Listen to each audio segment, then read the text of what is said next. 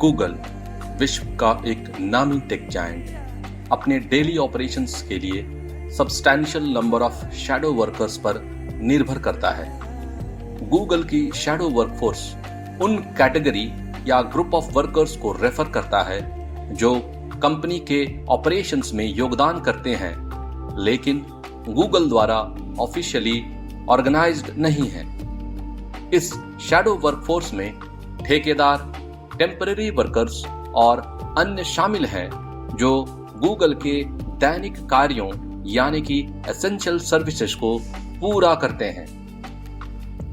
Google के shadow workforce के अंतर्गत कई सारे कैटेगरीज के लोग शामिल होते हैं जैसे कॉन्ट्रैक्टर्स, टेम्पररी वर्कर्स, लो पेड वर्कर्स एक्सेट्रा। तो पहला, कॉन्ट्रैक्टर्स।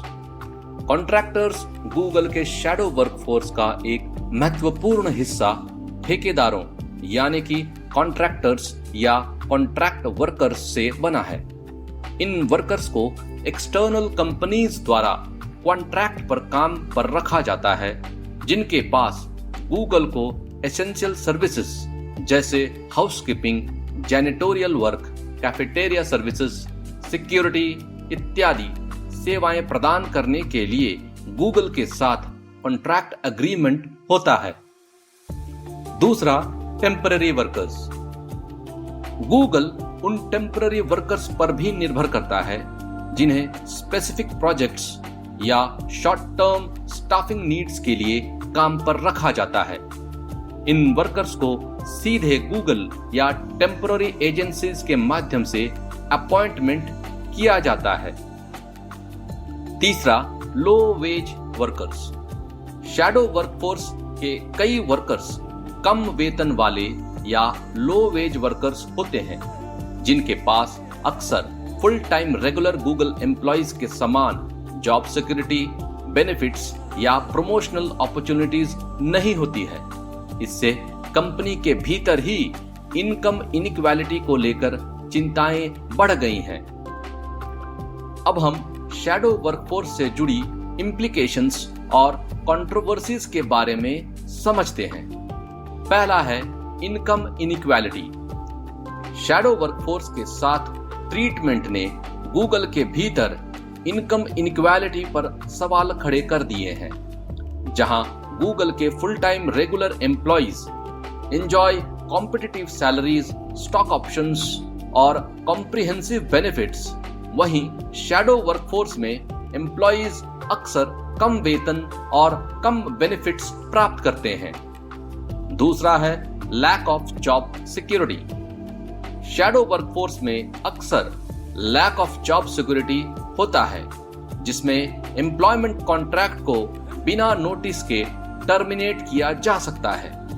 स्टेबिलिटी की यह कमी इन वर्कर्स के लिए अनसर्टेनिटी और एंजाइटी पैदा कर सकती है। तीसरा है लेबर राइट्स एंड एक्टिविज्म। पिछले कुछ सालों में इन मुद्दों के समाधान के लिए गूगल के direct regular employees as well as shadow workforce दोनों के बीच एक्टिविज्म बढ़ रही है। प्रोटेस्टर्स एंड एडवोकेसी एफर्ट्स ने सभी गूगल एम्प्लॉइज के लिए fair wages, better benefits and improved working conditions की मांग की है। चौथा है पॉलिसी चेंजेस।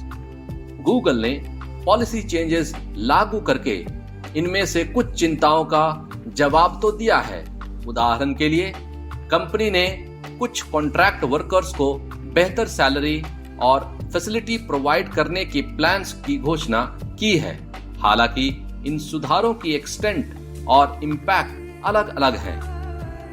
अगर हम ब्रॉडर कंटेक्स्ट में देखें तो गूगल के शैडो वर्कफोर्स का मुद्दा लेबर राइट्स, इनकम इनइक्वालिटी और गिग इकोनॉमी से जुड़े एक बड़ी बहस को दर्शाता है। ये चर्चाएं केवल गूगल के लिए ही नहीं हैं, बल्कि और कई अन्य लार्ज टेक्नोलॉजी कंपनीज में भी प्रचलित हैं। गूगल से जुड़े शैडो वर्कफोर्स गूगल कंपनी के ऑपरेशन का एक कॉम्प्लेक्स और इवॉल्विंग एस्पेक्ट है। जैसे जैसे technology industry labour rights, income inequality और फेयर ट्रीटमेंट ऑफ वर्कर्स के साथ उचित व्यवहार से जूझ रहा है, इन शैडो वर्कर्स के साथ unfair treatment debate, activism and potential policy changes का विषय बनी रहेगी।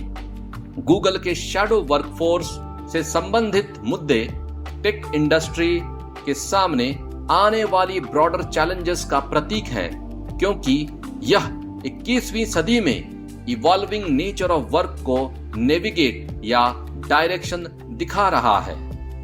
धन्यवाद।